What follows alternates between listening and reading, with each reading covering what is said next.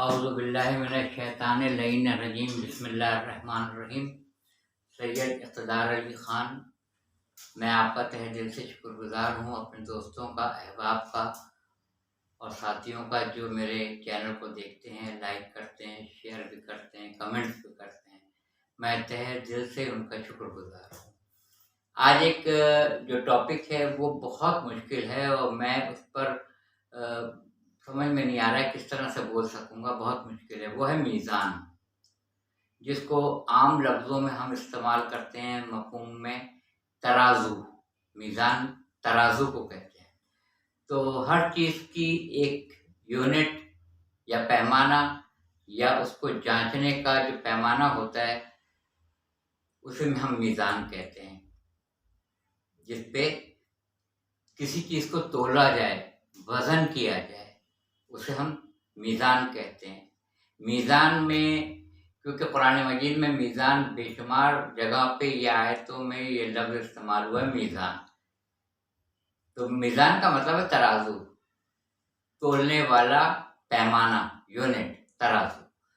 تو اب اس کے اوپر گفتگو کرنا واقعی بہت مشکل کام ہے، بہت ہی مشکل کام ہے، مگر میں کوشش کروں گا کہ اس کو تھوڑے سے الفاظ میں واضح کر سکوں، زیادہ طویل کلپ نہ ہو۔ جیسے ہر چیز کو ناپنے کے لیے اس کا یونٹ، اس کا پیمانہ مختلف ہوتا ہے۔ جیسے کہ ارتھ کوئک آتا ہے، زلزلہ، تو زلزلہ کتنا ریکٹر اسکیل پر آیا، اس کا میزان، اس کا ترازو، اس کا پیمانہ، اس کا یونٹ الگ ہوگا۔ کسی فرد کو اگر بخار ہے تو اس کا پیمانہ، تھرمامیٹر، وہ الگ ہوگا، جس پہ بخار جانچا جاتا ہے، وہ اس کا پیمانہ ہے، یونٹ ہے۔ اسی طریقے سے اگر کوئی سبزی، ترکاری، وہ ناپ کے حساب سے دی جا رہی ہے تو آپ نے دیکھا ہوگا کہ ایک طرف ایک باٹ رکھا جاتا ہے ترازو میں، دوسری طرف اس سبزی کو رکھا جاتا ہے۔ جب وہ برابر آ جاتی ہے تو آپ کہتے ہیں کہ جناب 1 کلو ہو گئی یا 2 کلو ہو گئی، اس حساب سے۔ تو دودھ کو لیٹر میں دیکھا جاتا ہے کہ کتنے لیٹر ہے، کتنا لیٹر دے دیجیے گا، اس کا پیمانہ الگ ہے۔ آج جو فوگ ہے ماحول میں، پولوشن ہے، آلودگی، ان سب کا پیمانہ الگ ہے۔ ہیٹ ویو چلیں گی تو کتنا ٹیمپریچر جائے گا آج اور کتنا محسوس ہوگا آپ کو، یہ سب کے پیمانے، یونٹس الگ ہیں، جن کو میزان کہا جاتا ہے۔ سب چیز کی میزان الگ ہے۔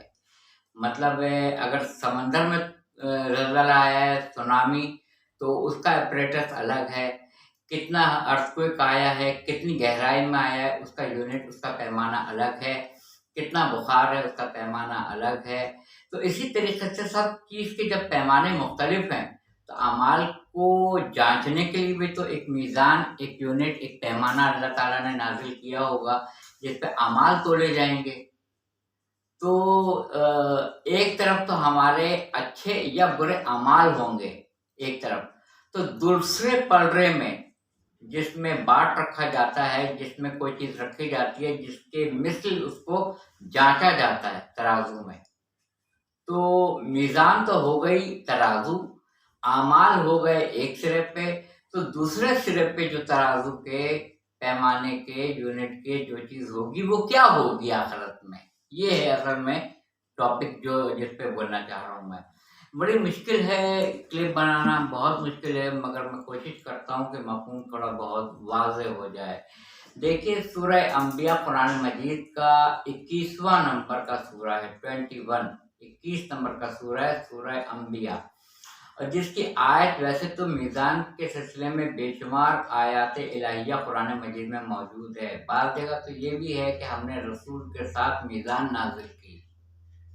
یہ تو ہم نے سنا ہے کہ حضرت عیسیٰ علیہ السلام کہتے ہیں میں عبداللہ ہوں، اللہ کا بندہ ہوں، اللہ نے مجھے کتاب دی ہے اور نبی بنایا ہے۔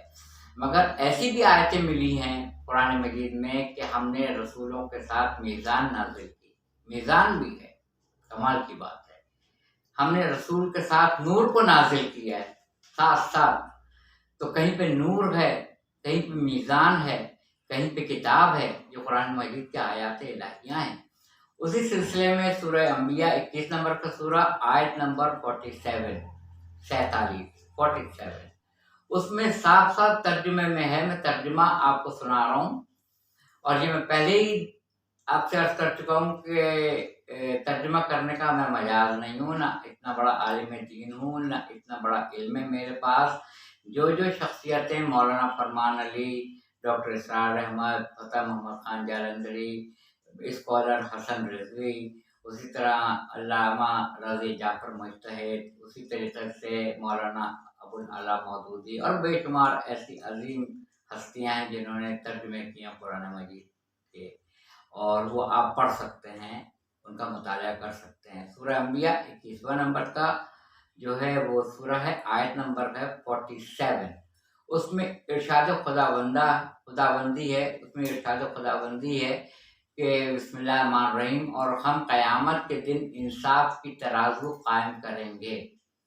ہم روز قیامت انصاف کی، جسٹس کی ترازو قائم کریں گے، یعنی میزان قائم کریں گے، تو کسی شخص کی ذرہ برابر بھی حق تلفی نہیں کی جائے گی، اور رائی کے دانے کے برابر بھی اگر کسی کا عمل ہوگا تو ہم اس کو لا حاضر کریں گے، اور ہم حساب کرنے کو کافی ہیں۔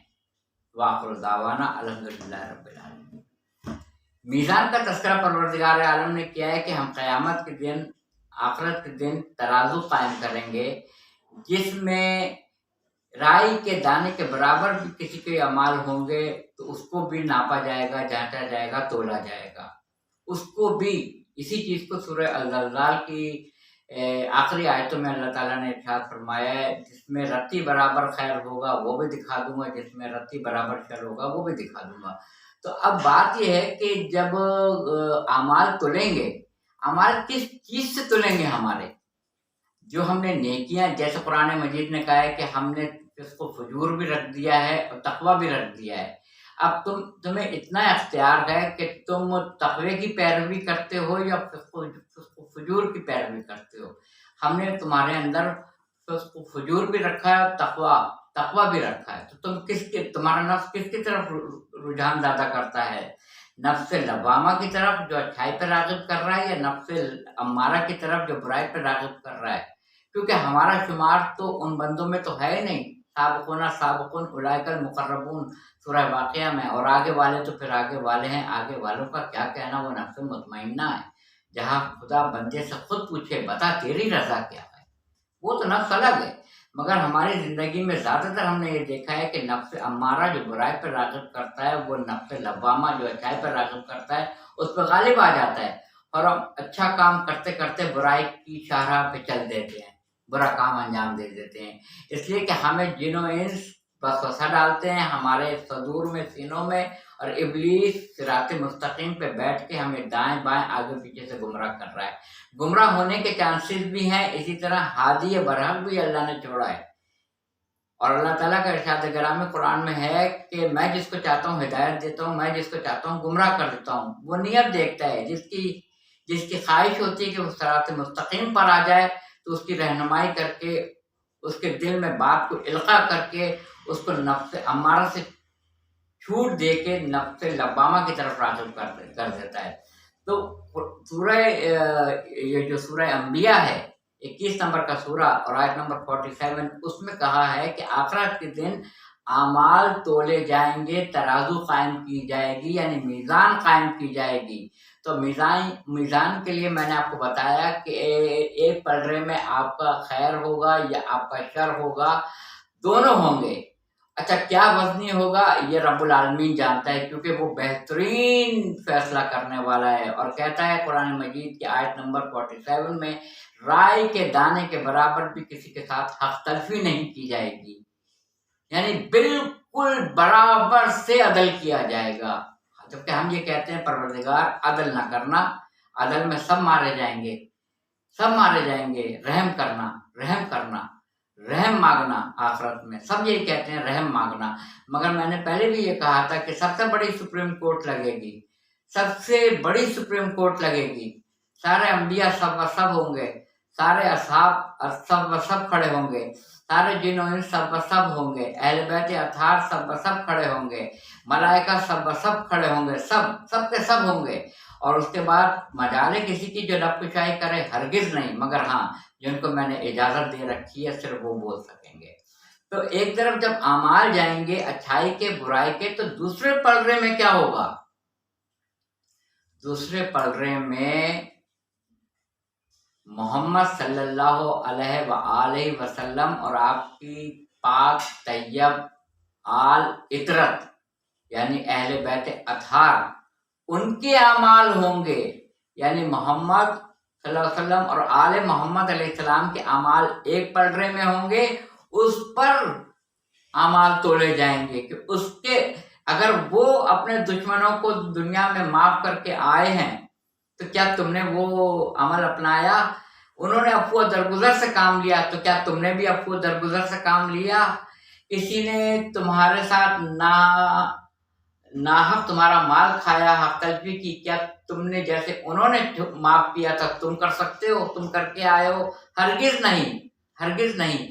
تو اعمال جو تولے جائیں گے محمد اور آل محمد کے نامہ اعمال کو ایک پلڑے میں رکھا جائے گا، اور دوسرے اعمال آپ کے یا ہمارے ہوں گے جس میں خیر بھی ہوگا شر بھی ہوگا، وہ تولا جائے گا، اور پھر دیکھا جائے گا کہ جو اسوہ حسنہ دے کے ہم نے اپنے نبی پیغمبر حضرت ختمی مرتبت احمد مجتبیٰ محمد مصطفیٰ صلی اللہ علیہ وآلہ وسلم اور ان کی پاک اور طیب آل کو بھیجا تھا، اور انہوں نے جو اپنے اعمال کے ذریعے، اپنے اخلاق کے ذریعے اپنے دشمنوں کو معاف کس طرح سے کیا، کس کس مقام پہ کیا، کیا اس اعمال پہ ہمارے اعمال جانچے جائیں گے کہ کیا ہم معیار پہ پورے اترتے ہیں؟ بہت سنگین معاملہ ہے، بہت ہی خطرناک معاملہ ہے، بہت سنگین۔ وہاں کوئی باٹ نہیں ہوگا جس کو رکھ کے ہمارے خیر و شر تولے جائیں گے، وہاں محمد اور آل محمد کے اعمال ہوں گے ایک پلڑے میں، اور دوسرے میں امت کے جن و انس کے اعمال پرکھے جائیں گے اور تولے جائیں گے کہ کس معیار پہ ہیں، اور جس میں ذرہ برابر شر ہوگا وہ بھی پروردگار دکھائے گا، جس میں ذرہ برابر خیر ہوگا وہ بھی آخرت میں پروردگار عالم دکھائے گا۔ تو وہ میزان جس کو ترازو کہا جا رہا ہے اعمال محمد اور آل محمد علیہ السلام ہے، کہ اس میزان کے اوپر کسی نے پوچھا، اصحاب کا مجمع تھا، صحاح ستہ کی کتاب میں موجود ہے کہ یا رسول اللہ صلی اللہ علیہ وآلہ وسلم صراط مستقیم کیا ہے؟ صراط مستقیم کیا ہے؟ اتنے میں جو مولا کائنات حضرت علی علیہ السلام کے گھر کا دروازہ کھلتا ہے اور لوگ سوال کر رہے ہیں یا رسول اللہ صلی اللہ علیہ وسلم صراط مستقیم کیا ہے؟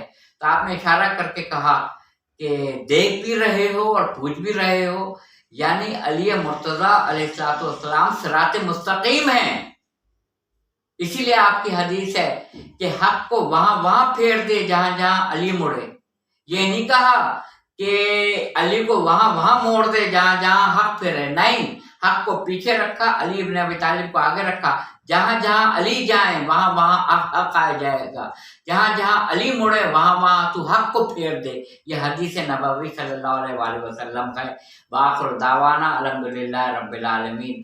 مجھے بتائیے گا کہ یہ چھوٹی سی کاوش آپ کو کیسی لگی، اور اس پہ اپنے کمنٹس دیجیے گا، چینل کو سبسکرائب کیجیے گا، اگر اس میں کوئی کمی بیشی ہو گئی ہو تو اس کو پوائنٹ آؤٹ کیجیے گا، کمنٹ سیکشن میں مجھے بتائیے گا کہ یہ والی کلپ آپ کو جو ہے یہ کیسی معلوم ہوئی۔ جزاک اللہ۔ وآخر دعوانا الحمدللہ رب العالمین۔